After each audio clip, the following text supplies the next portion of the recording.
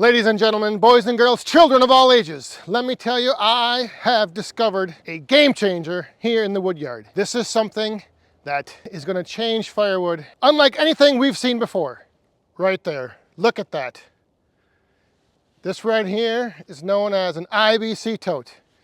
And if you've been watching anything on any of the social media platforms, mostly YouTube for the last couple weeks, you have probably seen IBC totes over and over and over and over and over again. Since all of you are talking about how is the best way to cut those down and break them down so that you can dump firewood out of them, nobody's been covering how to get the firewood in them.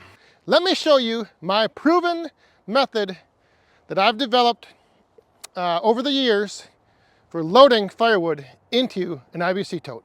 Now this method of loading firewood in IBC totes, it took me a while to come up with this, but ever since I discovered it, it has been flawless. It has been my go-to, my preferred choice for loading firewood into these. So let me show you just what it is.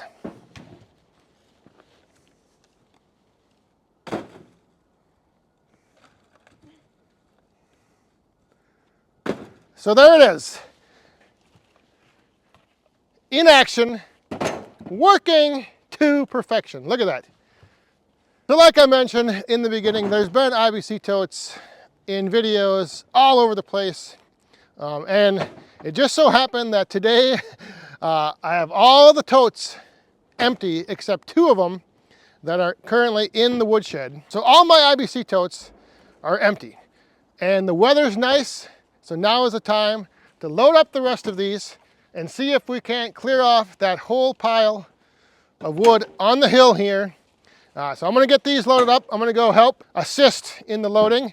And then afterwards, I'm gonna show you the next pile of wood we're gonna be dipping into for inventory going forward into the new year. Because I'm thinking everything we have over there is gonna get us through the rest of this year for sure, and maybe all the way through January of next year.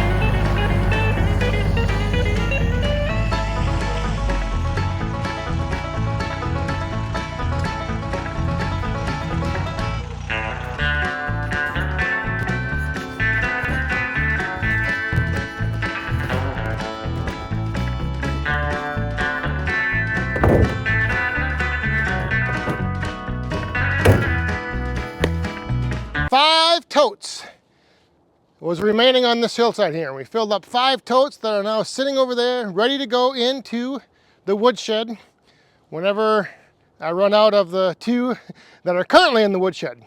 I put those plastic tops on, which means now it won't snow for the rest of the year. If I hadn't put those on, it'll snow tomorrow.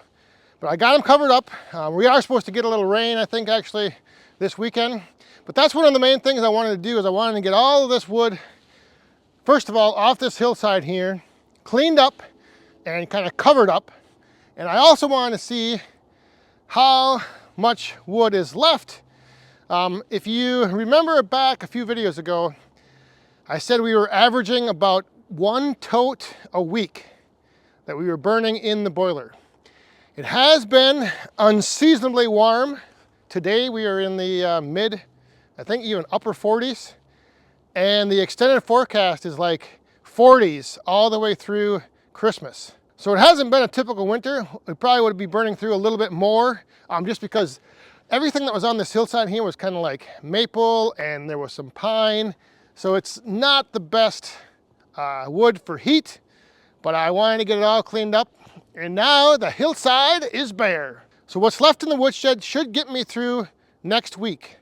And then after that, those 5 remaining should take me through, I would say, the middle of January. It might cool off to start off the year in January quite a bit, so I might go through those a little quicker. But when I do, this wood right here on the hillside will be next.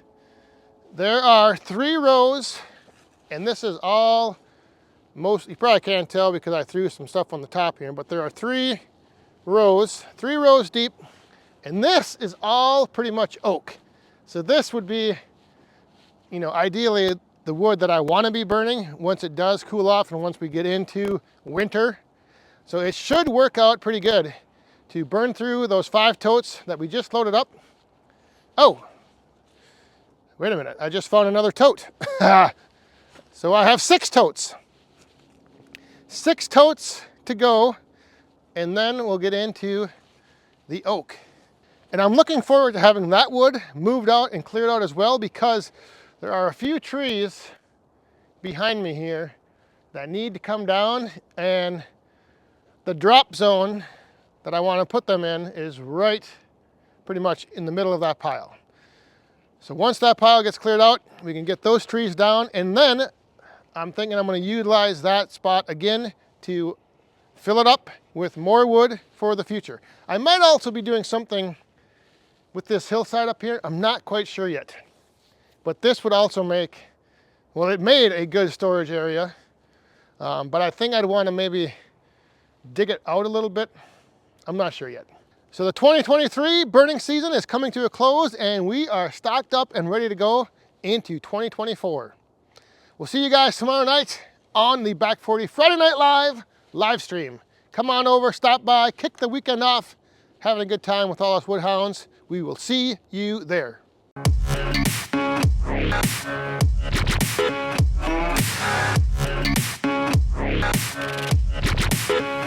been a real bad boy on the town all night.